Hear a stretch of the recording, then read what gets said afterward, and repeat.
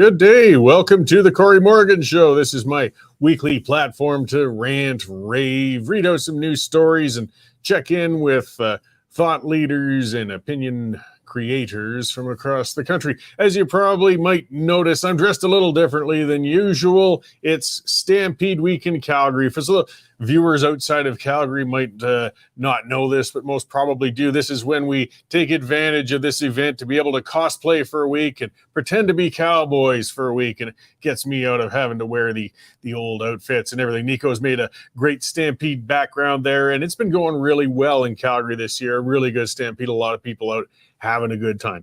And yeah, I know, we were on the Cowboy Network, RFD TV, other spots, and you guys, come on, what's the nerve of this guy trying to dress up like that? Is this caricature of a cowboy? Oh, come on, let us have our fun. Hey, I am an Alberta boy, and I've been near cows before, so it's as close as it gets. Okay, I got a good show today, as always, I think. But we've got a former CRTC chair and newspaper executive, Peter Menzies, on. We're going to talk some more about Bill C-18 and just the state of Canadian media and the mess that the federal government's making with it. And of course, there'll be the check-in with Mr. Naylor and lots of other things coming along. But I'm going to start out with what's got me wound up today. And I saw, some numbers that came out recently from Alberta Health Services. And the numbers are shocking. So the life expectancy for an Indigenous man in Alberta is now plummeted down to 60 years of age. And for Indigenous women, it's down to 66. So if you want to see the comparison of what that means, the national life expectancy for a non-Indigenous man in Canada is 80 and women 84. And the story across the country isn't any different with Indigenous populations. It's just a matter of give and take a couple of years. And this issue hasn't garnered the headlines it should have because it forces people to face a reality they'd rather avoid. Canada's system and policies with Indigenous people, it's a complete catastrophe. And how bad does it have to get before people admit this? Think about that. Indigenous Canadians can expect to die 20 years before everybody else, and that number's getting worse. The population should be screaming for systematic reform from the rooftops in light of this kind of number, but the silence is deafening. Now, the opioid addiction epidemic is responsible for how fast it suddenly increased. It increased by a 7-year drop in life expectancy in the last few years. But again, those expectancies were already low and they were already dropping. And again, it's indicative of some big, serious problems. Indigenous people have always had lower life expectancy than the rest of Canadians. We shouldn't accept this. They're dying younger than other citizens, though, because of an assortment of causes, ranging from diabetes to prostate cancer to murder. In fact, with every single aspect, when you measure the standard of living, Canada's Indigenous people fall short. Whether it's income, health, addictions, crime, education levels, mental health issues, housing, domestic stability, they're lagging by every measure. And it isn't getting better. But what did people expect? How can somebody look at Canada's system of racial apartheid, and that's exactly what it is, and not see a socioeconomic disaster in the making? How could a person think that keeping a race of people separated from the rest of society on what are usually isolated reserves with little to no local means of generating income, and think that these people are going to fare well under these conditions? Does anybody really believe there's a sustainable future for people living on these enclaves of dependency and misery? I mean, what do they envision? Do they think citizens and residents on reserves will suddenly find and develop local resources and begin to live functional lives independent from government management and dependency? Yeah, some people really believe those things might happen. But all that tells me is they've never actually spent time on a reserve in Canada. I'm not talking about somebody who's gone and attended the odd powwow or done a corporate retreat that had a sweat lodge attached to a resort in a native reserve somewhere. I'm talking about getting off the main road and seeing how our First Nations populations are really living on those reserves. Have a look at the dilapidated houses, the wild dogs, the crime, the trash strewn about. And it's common, guys. That's the reality on most of Canada's reserves, and it's not improving. For most Indigenous people on reserves to make a living, they have to leave the reserve. Unfortunately, many of those residents from the reserves are ill-equipped to adapt to town or city living, and then they fall off the rails when they've gotten off the reserve. It's terrible. A lifetime of economic dependency in a tight and often dysfunctional social environment handicaps Indigenous people when they try to break free. And we've got to face that reality. The reserve system is an inhumane policy failure, and it has to come to an end. And I know that won't happen overnight. It can't. It's going to take decades of policies modeled to transition people away from the reserve system and into society in general. People will need compensation, training, and adjustment for it. Individual property rights need to be applied for people on reserves to break them out of the collectivism that's destroying them today. And of course, there'll be legal challenges too. Many people have misconceptions about what treaty obligations the country actually has to Indigenous people. Now, most of those obligations, if you read a treaty, they just have to do with things like providing education, determining some land boundaries, and some minor payments. We could apply private property rights and come up with some final settlements and still abide by treaties. Most of the policies applied to Indigenous people right now come from the outdated and terribly racist Indian Act. That gross piece of legislation needs to be repealed. And as a society, we need to move away from all race-based policies. It fails the people every time. There's a giant parasite class living on the backs of Canada's Indigenous population. There's bureaucrats, civil servants, and many lawyers. They find the status quo very lucrative, and they'll defend it vigorously. People calling for changes to the system will always be called racist, among other things, by those other parasites invested in the current bloated and corrupted system. Nobody's calling out a race. What needs to be called out, though, is a system failing an entire race. Nobody's calling for assimilation either. Cultures can be preserved without being locked in an isolated reserve away from the rest of society. And spending more money alone, it won't solve the issue. Federal spending, just federal, on Indigenous programs in 2021 was $24.5 billion. That's above and beyond every other dollar spent as is spent on Canadian citizens in general. And that doesn't include the spending from provincial and municipal governments on top of that. And what are the results? It's not the spending I'm begrudging. It was actually making the lives of Indigenous Canadians better. I would accept it. It's the lack of results. It's failing. I mean, again, they're dying 20 years younger than the rest of us. Come on. We could triple spending on Indigenous programs tomorrow and things wouldn't noticeably improve. Unless the system's replaced, we're just tossing money into a black hole. Canada's system, right on this. Racial policies and segregation needs to be phased out. And the best thing that could happen for Indigenous Canadians suffering under the mess we have right now, this is the best thing we could do. If one really did actually hate Indigenous people, I can think of a few things more terrible that can be done than to maintain the current system. We can't repair damage caused through race-based policy through applying even more race-based policies. Anyway, guys, it's time to start talking about it, frankly, okay? It's really failing. I mean, how can we look at those numbers and say, we can fix this? We can't, guys. It's already failed. If you really do care for Canada's Indigenous people, it's time for some courageous, frank discussion on changing the entire system and significantly. And it's awful to watch it keep carrying on as it has been. All right, that's what's got me wound up today. But let's see what else there is to get wound up with and check in with our news editor, Dave Naylor. Lots is going on out there. And there's some good news, bad news things happening. How's it going, Dave? It's going okay. How's it going with you, Tex? Oh, pretty good. Yeah, I know. My Western outfit. I know it's not terribly convincing, but it gets me out of wearing a tie for when we tape the pipeline. No, that's a great-looking shirt, I must admit. You been able to get down to the grounds yet? No, I haven't, actually. I'm not sure if I'm going to make it this year. I'm going to try. We'll see. All right, how's Jane and her stuff going? Well, it's going great. I mean, we've seen pictures popping up of Jane's artwork throughout the Stampede. Of course, it's been placed in a lot of great visible spots throughout in there. And yeah, she's quite happy with that. Oh, good for her. As you know, Cory, because you were there, we had our staff Stampede party last night. We went to Auto Screw Bill's for the annual Testicle Festival. Now, the background to this is we hired last year a young wet behind the ears reporter called Jonathan from Ontario. So he arrived with his one suitcase and quickly made Calgary home. But he really couldn't be an official Albertan, Cory, until he'd tried the prairie oysters, you know, the testicles. So, of course, we took him down there and we had some inter-office betting on how many he could swallow. And holy cow, he started popping them, and if the little bugger didn't eat 12 balls.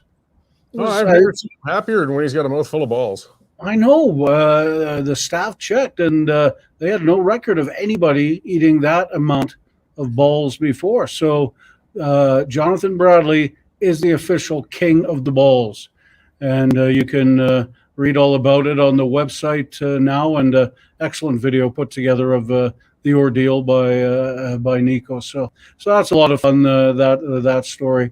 Other stuff that's not so fun, Edmonton's had a horrible plague of violent crimes the last 48 hours, and including some poor 87-year-old guy who's apparently an avid photographer, was taking pictures downtown, and he was just suddenly attacked and beaten and severely injured. Fortunately, there were a couple of peace officers nearby, and they were able to drag the attacker off him. They've had murders and other stuff. Really been a bad start to July for the provincial capital. The Bank of Canada at it again this morning, Cory, raising the interest rate another 0.25%. It's now sitting at 5%, which is the highest rate in 22 years. So those with variable mortgages aren't happy campers at all today. Federal government has told Canadian Airlines they need to give better service, better information to travelers, and basically that they've run out of excuses. No more excuses for what happens, and I say good luck with that, because we know that's not going to happen. And the ongoing BC port strike costing the Canadian economy $500 million a day. It's now going into its second week, and labor organizers are telling the Prime Minister he better not get involved. So while all the other premiers have got together basically and said, get Parliament back and order them back to work, the labor types don't want anything to do with that. So those are the highlights up at the moment, Cory. There's a lot more to come this afternoon, and I guess we'll see you on the pipeline tonight. Yeah, you bet. Well, lots of balls in the air. We'll report on what's been changing and happening as it goes. Thanks, Dave. You bet, Cory. All right, that is our news editor, Dave Naylor. Just want to like to remind everybody the reason we got all those stories, we got those reporters, whether it's Jonathan and his skill with the bull testicles, or Arthur Green reporting on, the crazy crime rate in Edmonton, is because you guys have been subscribing. So please, if you haven't already, get on there, westernstandard.news/membership. I'm not begging. I'm asking you to pay for a service we provide. This is how we can stay independent. This is how we can keep things going as a media outlet. And we've been doing well, and you guys have been doing great. We really appreciate it. If you've subscribed already, thank you very much. And if you haven't subscribed yet, come on, $9.99 a month, $100 a year. You get past that paywall, get in there, and just keeps things rolling like this show and our reporters going all over. Yeah, that has been. I'll just, sidetrack a little bit before we get to our guest. We're going to talk some media stuff here in a few minutes here. Arthur Green, he's the friend of our copy editors in a big way here at the Western Standard. Very prolific writer, but one of the things he's been covering a lot of in Edmonton has been the crime that's up there. I mean, we're seeing it in every city, and there just seems to be a wave hitting up there right now. And at the same time, rather than dealing with these things, though, rather than admitting what's going on, these progressive city councils, we have it in Calgary as well, just they're in this world of denial. So Edmonton has set this goal. There's nothing progressives love more than setting goals that I'm sure they must know they won't achieve. And they're saying, Edmonton's going to be one of the lowest crime cities in Canada by 2030. Well, since they put that announcement out, I think there's been a couple of fatal stabbings. There's that horrible crime against that elderly gentleman we saw the other day. The streets are going wild. I mean, it's a complicated issue. It's tied in with a lot of addiction challenges and all sorts of other things. But to sit and deny it as it is. In Calgary, for example, I mean, it's been focused, and we see that in a lot of cities. It ties to the addiction. It ties to the dealers fighting with each other as they work to serve the addicts. But it comes around the transit systems and on the trains, and it was getting increasingly violent. One of the things that happened in Calgary is, Premier Smith, people could call it a campaign stunt or whatever, but she dedicated 12 sheriffs to each city to run on the transit areas and the high crime areas and have a presence that's there. Well, Calgary got rid of them. They got rid of them since they said, no, we're doing okay. We don't need them. I mean, the point is political pride. And it clashes with their ideology. You hear it from all the time. Police don't prevent crimes. Yet at the same time, whenever Mayor Gondek goes out to do a photo op at a transit area, she's surrounded by 12 police officers. So they seem to prevent the crimes from happening to her. I mean, that's the point. They do make people safe, at least when they're present. So we need their presence at these stations. It doesn't solve the problems. I understand that. It pushes them to a different area, but at least people can safely commute. But they don't want to face those realities. They don't want to deal with that. So they just set fluffy goals, continue with enablement policies, and the crime rates still go through the roof. I mean, we're, as you can see, in the Stampede in Calgary. It's going to be KD's in Edmonton next week. And let's hope they get some mayhem cleaned up so people can have fun, at least for that week. All right, let's move along. I've been looking forward to this. It's been a while. We've had him on the show before, but it's been quite a while. It's Peter Menzies. He's a former chair of the CRTC, a newspaper executive, very, very experienced, skilled man with media. And he's been very outspoken and critical, as a lot of us have, on Bill C-18. So thank you very much for joining the show today, Peter. Hey, it's my pleasure. Thanks for inviting me. So, I mean, most of my listeners are pretty aware due to many repeated rants out of me on what C-18 is, but perhaps if you could run down in a nutshell what that bill is about and where it's been. Yeah, it's an effort to redistribute advertising income earned by social media and search platforms and search engines to newspapers and other news organizations, qualified ones that have been making the case. Here's the journalistic approach. Have been making the case, shouting very loudly that Facebook et al. Have been stealing their content. And this has been going on for years. They keep saying that. I'm not quite sure why they get away with it, because they never support it with anything other than just a statement. So the non-journalistic or the less journalistic point of view is that it's kind of a shakedown. Actually, it is a shakedown.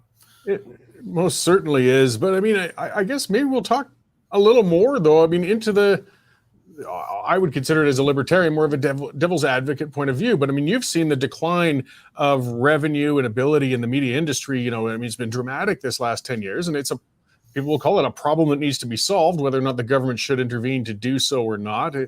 But our news is at risk. So, I mean, C-18 isn't the solution, but what should we be doing? Yeah, I mean, I guess there's a couple arguments there. News is certainly at risk because it's a time of disruption, right? But times of disruption tend to sort the men from the boys in these kinds of things. So the companies that are well equipped intellectually and willing to invest in their product tend to find their ways through these things.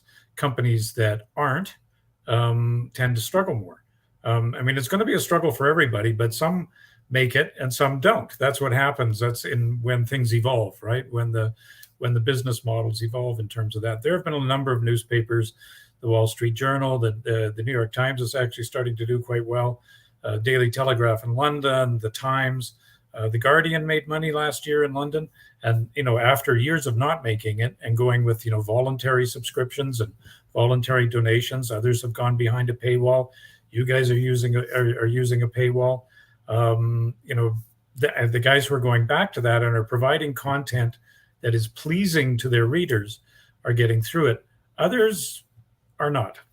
And so, and yet at the same time, through the internet, we have access probably to more news than we've ever had before. Yeah, and I guess that there's what the one of the bigger risks with the government getting in this way, particularly with C-18, is it'll stunt the evolution of outlets. I mean, it doesn't give them that incentive then to change or be innovative or try new models. And it also strangles the little ones like us, or the ones that may not qualify, as the government's going to pick and choose who is a qualified outlet and who isn't. Well, it's actually got worse than that. I hate to break it to you, but this week it appeared like the government was sort of backing down, and it is because I think Meta, Facebook, and Instagram, unless something dramatic changes, they're gone for good. They're out of the business in Canada, everywhere. They are not news providers; they are content providers, and news is a small percentage. And as they've been saying recently, it's just not worth the grief. There's just not. It's 3% of their content, and those users are replicable. They'll still be there for other reasons. In other words, yeah. But what they've done is they've changed from a per links, which was really problem sort of way of charging the social media, the web giants, to sort of putting a cap on it, making a calculation. And then the big problem for guys like you is that they're really restricting the number of people to whom they may have to distribute money. So I still think it's a long shot that any money gets distributed through this. But if it does, here's who it's going to: Videotron, Bell, the CBC, probably the biggest bunch, Rogers, maybe Black Press might be the biggest one that gets out of there. But innovators, startups, entrepreneurs like Western Standard, Blacklock's, Halifax Examiner, Narwhal, they're on the left, they're on the right, they're screwed. They'll be left out. They will not be subsidized. The status quo, right, which includes most of the people who are struggling and a lot of people who have tons of money anyway, like Bell and Rogers, will get the loot, and you guys will not. We'll have to find other ways. We're pretty stubborn. I don't know if they'll get rid of us that easily. Well, that's where you need, like you gave a little pitch there. That's where you need your readers' support. Like if that's really the thing that people are going to have to get their heads around. If they want the sort of content they're looking for, if they want local product, if they want, right now you have the only online newsroom in Alberta, I think, other than the CBC. In terms of doing that, there's no Calgary Herald, no Calgary Sun, no Edmonton Journal, no Edmonton Sun newsroom that I'm aware of. If people want that, it's $10 a month. It's like it's a beer, right? Well, and if they're not willing to put that forward, they'll lose. I try to remind people, at least those of us of event industry, remember, we never thought twice of spending that much or more to have the paperboy bring that to us, to our household every day, and that was decades ago. And for that sort of price, you can get the same thing. And I'm hoping Canadian consumers learn to adapt that way. They realize it's a product to pay for, and a lot of our subscribers have so far. It just takes some time. Yeah, and you don't need to get everybody; you just need to get enough, right? I mean, that's basically the way that needs to go. And I mean, the Globe and Mail has really shuttered down with the paywall and that sort of stuff, and all the other papers I mentioned have done that. But you got to have the quality, you got to have the value proposition, right? So, you guys are doing a good job on that, and others are too. But it's very difficult. I don't like calling names out, but it's very difficult for a post media product these days to make a value proposition. Half of it is half of your local paper is the National Post.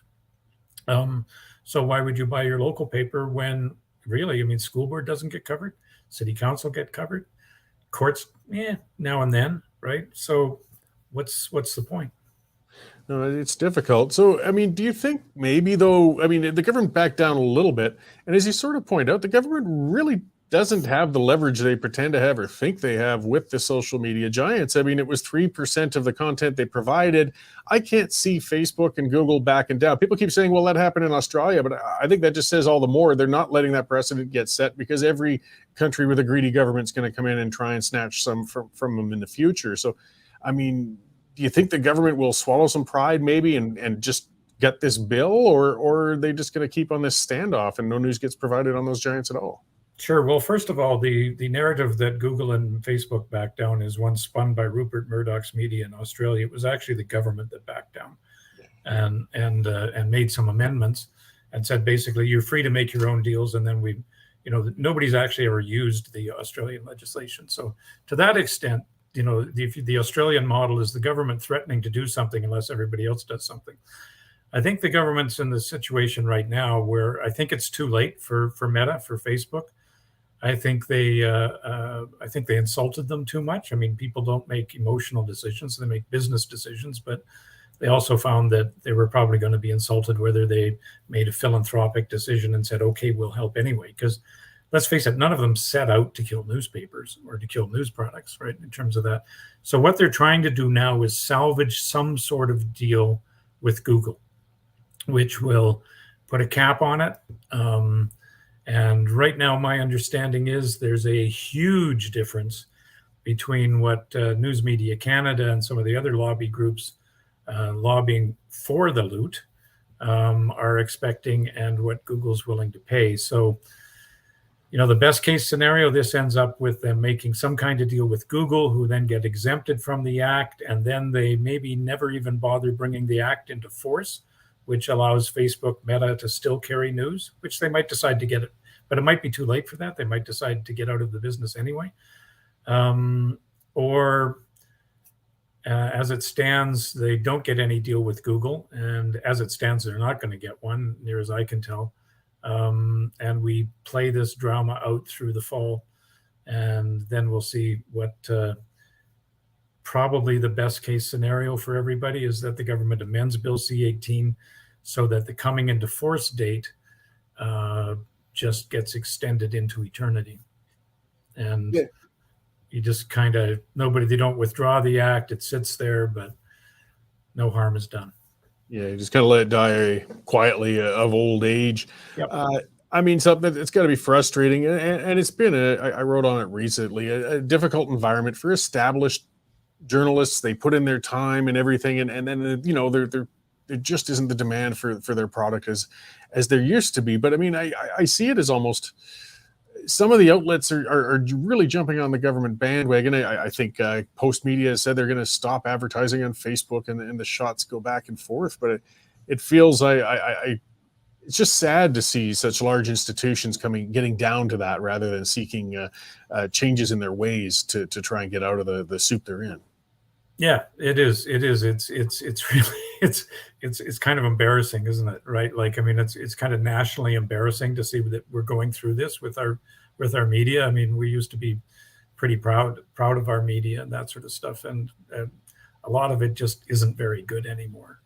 And nobody, I can't believe I just said that out loud, but people need to say that out loud a little bit from time to time, right? Like, you actually have to have, like I was saying, a product that people want to buy. And here's one of the tough things for the journalists. Like, hey, look, they got kids, they got mortgages, they've got livelihoods, they've got elderly parents to care for, they've got all those things that everybody else does. So it's not like, we shouldn't empathize with their predicament. And I can understand their despair and their desperation in terms of that. But news, there hasn't ever been a great deal of money in news. The fact of the matter is, those big old newspapers like the one I used to run, it wasn't just the news that people bought it for, right? It's like, those were the days when if you wanted to rent an apartment, you had to buy the paper. If you wanted to, sell your car, you had to put an ad in the paper. And if you wanted to buy a car, you had to buy the paper. If you wanted to do virtually anything, if you want to find out who had a kid, the births, deaths, whose daughter got engaged, who got married, whose grandma died, you had to buy the newspaper. If you wanted to see the comics, the horoscope, that sort of stuff. I mean, I got back in the day when Catherine Ford and Peter Stockland were both writing on the Calgary Herald editorial pages, and everybody thought this was great controversy, and it was fun. And it'd be like, what are they going to say next, and that sort of stuff. The fact of the matter is, though, I got more phone calls when the Canadian Tire flyer wasn't delivered to somebody's door on a Thursday morning than over anything Peter Stockland or Catherine Ford ever said. Well, yeah, I mean, it's the world has changed so dramatically. I mean, it's good to remind everybody. It was just it was a need. It was an integral pipeline to information that you couldn't go without it. But those yeah, and the internet products that really killed newspapers, it's not so much Facebook. I mean, Facebook didn't start making money until 2012, right? And it was over for newspapers by then, because it was Kijiji and Craigslist that did it, right? Classified advertising was worth 30, in some cases 40% of most North American newspapers' revenue. And these guys gave that stuff away for free, right? And how do you compete with that? All of a sudden, something like a product like the Globe and Mail, if you wanted to rent an apartment, it cost you $80 to put a classified ad in, right? All of us, and these were very high rates, 25 cents a word, I think the Herald was, and that sort of stuff. All of a sudden, somebody's giving that away for free. So if they're chasing anybody for loot, it should be Kijiji and Craigslist. Yeah, I don't want to give them ideas. But I mean, it is tragic. But I mean, obviously, it's just not going to change anymore. I mean, now that I can pick up my phone and search out a used car or an apartment or a job, it's just not coming back. This is a change in history. What do you think the approach is? I mean, you think the government can quietly let this go to the wayside? Would it almost be better for the rest of us to quiet down and let them sort of pad this thing away? Well, I actually think, and this is where they should have been years ago. But I mean, we are where we are, so no point Monday morning quarterbacking it. But my former CRTC chair, Conrad von Finkenstein, and I just recently did a paper for the Macdonald-Laurier Institute, the purpose of which was just trying to say what we need is a national news industry policy of some kind, right? It involved, like, our suggestion was that when people subscribe, that subscription becomes 100% tax deductible. Now, the Globe and Mail, picked up on that idea in an editorial the other day, and they suggested 70%. Well, fine, but I mean, what we're trying to do is get a conversation started going. But obviously the current 15%, that's not going to, there's no incentive in that, getting a 15% tax break on your $120 a year to the, I mean, who's going to even bother claiming that in their tax form? But make it 70, make it 100%. It's different, a different type of funding mechanism from the web giants, all kinds of different things. So reforming the role of the CBC, getting them out of the advertising business, that sort of stuff. That's what we need to do. That's a long-winded way of saying what we need to be doing is not subsidizing zombie products from the past that are basically staggering around dead, right? And trying to find out ways to keep them staggering around dead. That's like a subsidy for products that are in palliative care. What you need to be doing is understanding what's going on, the nature of the tech revolution that's happening, which is huge, right? And build a path forward to the future, right? We have this federal government that fancies itself as so progressive, and yet when it comes to economic matters like this through Bill C-11 and C-18, they are paleocons, right? They're trying to preserve the world of 1985 in everything they do. It's crazy. No, it's not coming back, but I guess we can keep speaking up and keep pushing and keep trying to prosper outside of that. I really appreciate you coming on to lay out, what the issue was. I mean, you've, don't want to date you too much, but you've had experience through a great number of years of journalism, and it's worth applying that. I mean, seeing the evolution and seeing where it's gone to. So as you mentioned, you put content, you take part with the Macdonald-Laurier Institute. Where else can people find your work, Peter? I write for a number of different publications. I write for Epic Times pretty regularly. The Line, the Hub is the last piece I wrote for the Hub got a lot of carriage in terms of that. I occasionally we write for the Globe and Mail, and now and then Western Standard too.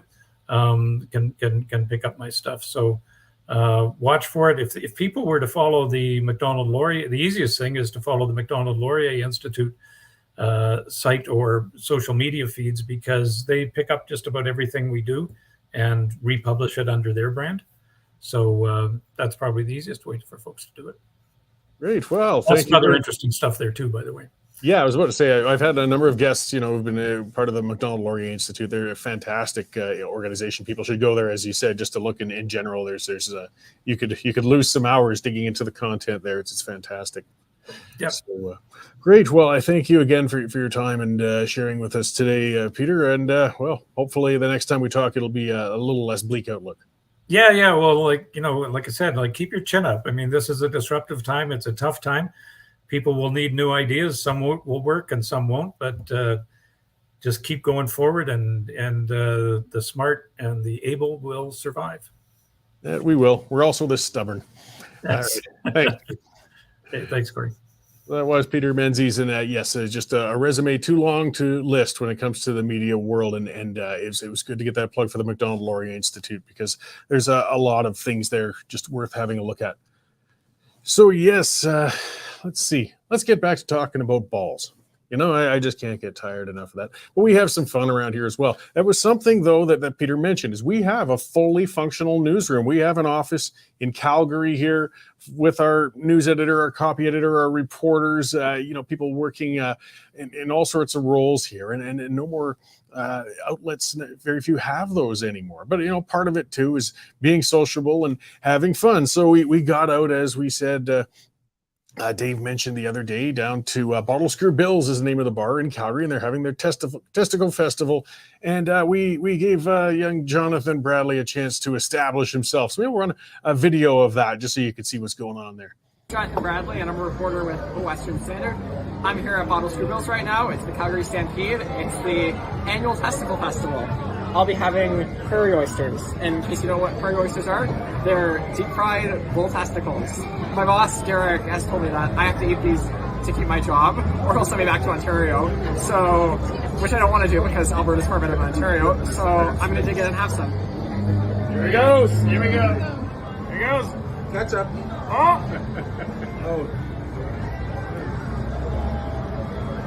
First impressions?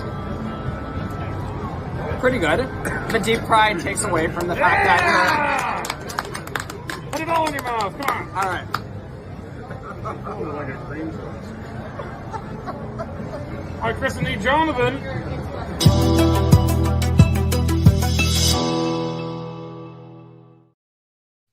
Yes, that was our king of the balls there, Jonathan Bradley. I went down there and had a ball myself, and it was all right. You know, it's a fun thing. I honestly, and hey, they aren't a sponsor or anything like that. You know, check it out if you want a fun spot to hit during Stampede if you're in Calgary. They're out on 10th Avenue, Bottle Screw Bills. Their service was excellent. Their staff were great, putting up with a bunch of us loud clowns down there. And that's part of what the Stampede's about. Get in there, have some fun, have a chuckle and things. And you don't have to eat 12 balls like Jonathan did, but, you know, it's like one of those things. I did the sourdough when I was in Dawson City after taking a break on an Arctic job. You know, you can check that thing off on your list sometimes. Canadian Conservatives saying, yeah, Jonathan earning his paycheck. Yes, I don't think he was really going to be fired if he didn't put balls in his mouth, but all the same, he had pressure from the place to show he was a true Westerner, even though he's recently come out here. Well, it's been just over a year from Ontario. And he writes some great news stories, guys, and other things. And there was the rest of the crowd there was good. All right. You know, speaking of that area, so, and speaking of some of the fun, kind of tying in with everything else we've got going on with the crime I was talking about that Arthur Green writes about quite often and things like that. We have that in Calgary. These civic governments, guys, we've got to stop letting our municipal politicians get away with what they do. We've got to stop putting these woke lunatics into the mayor's chairs and council chairs. We're paying a price for it.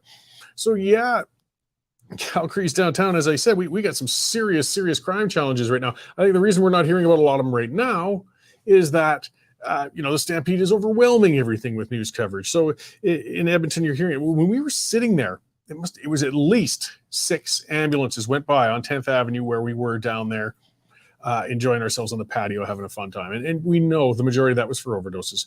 No easy solutions, but we really got to address those things and quit kicking the ball down the road and can down the road and trying to procrastinate with it. But in Calgary, they're coming up with even more stupid things.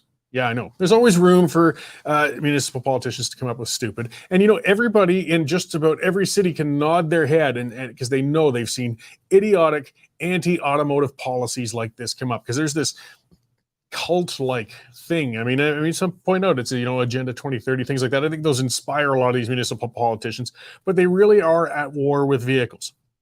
So what they want to do, I'm going to describe it a bit because not everybody viewing, of course, is from Calgary.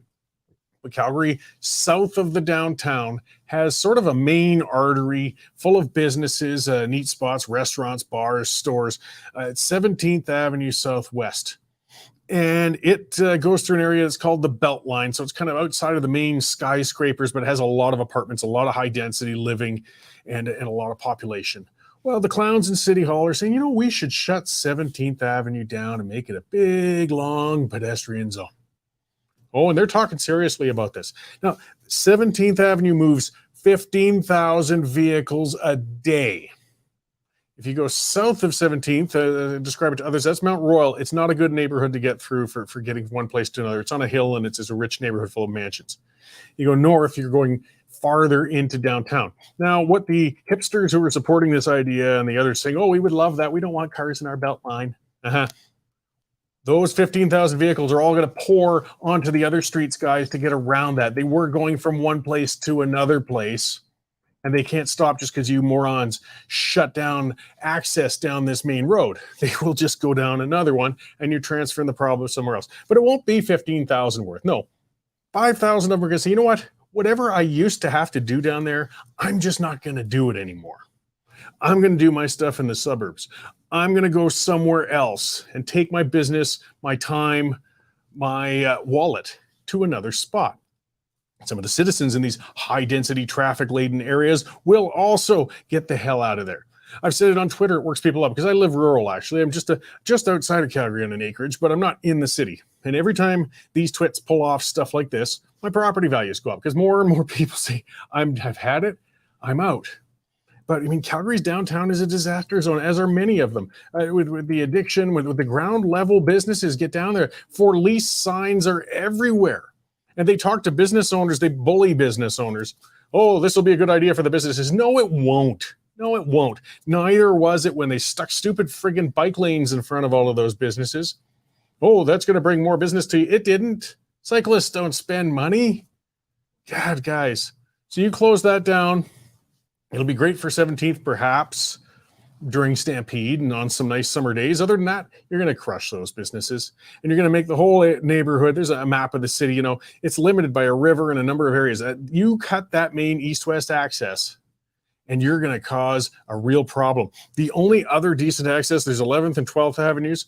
And what they did, of course, is they stuck bike lanes on them. So they squashed all the parking off of that and they've made it narrower and narrower. And they live in this delusional world. I mean, what they want to do, what they really do want to do, these ideologues, these nut bars. And, you know, we can usually dismiss nut bars, but unfortunately, these nut bars are winning elections in cities across the country. I can't wait to see what Madam Chow does in Toronto.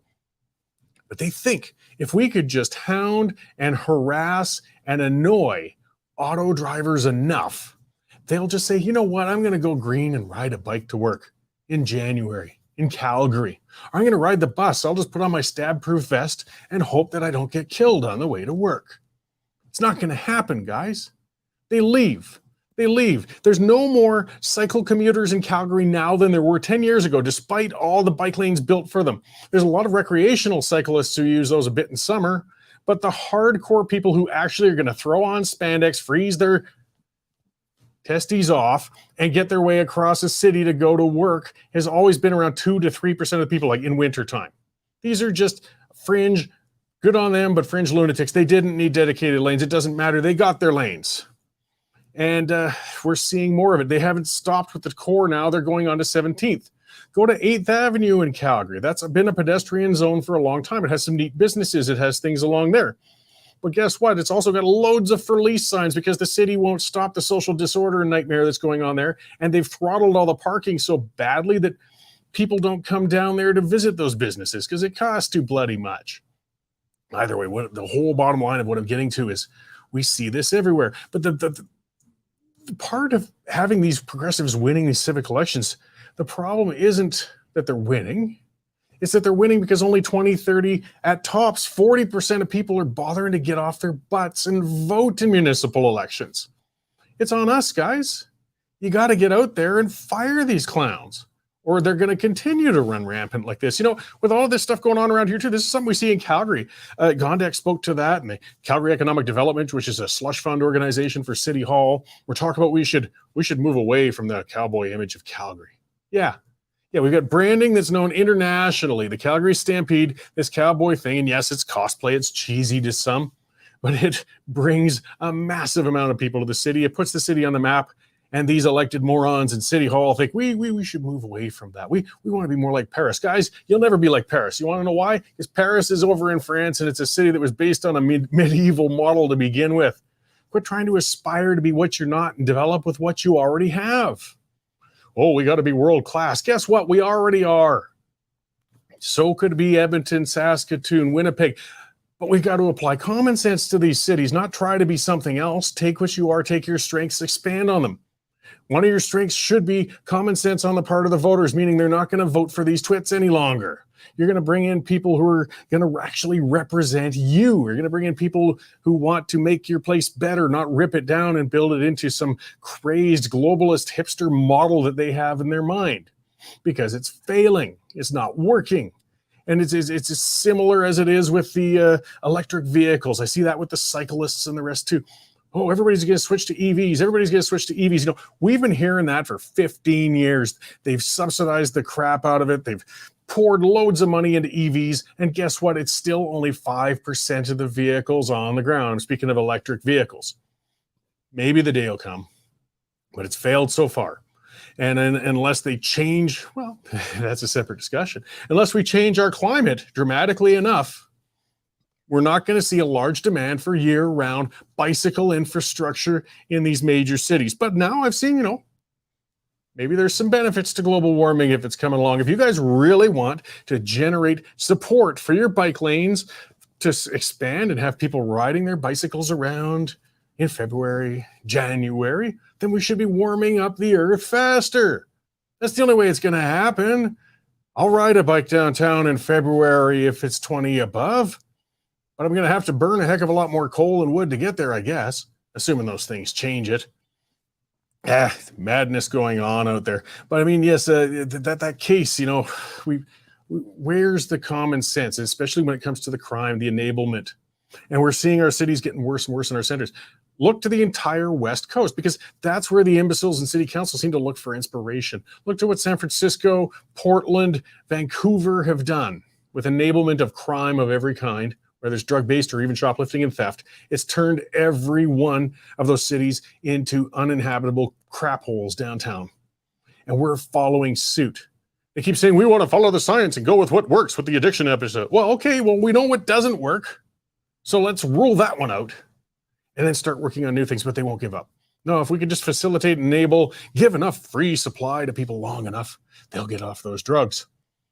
It's not going to happen, guys. You got to understand with addiction. And I know, been through it. I didn't get off alcohol overnight. It was a long battle with a few false starts. When you're addicted, you keep escalating and escalating and escalating. You never have enough. And you'll need more the next time. You'll need more the next time. They keep this myth, this BS that it's just tainted drug supplies that's killing them. No, it's not. It's the friggin' drugs. It's the volume of the drugs they take, and it breaks down their body and kills them.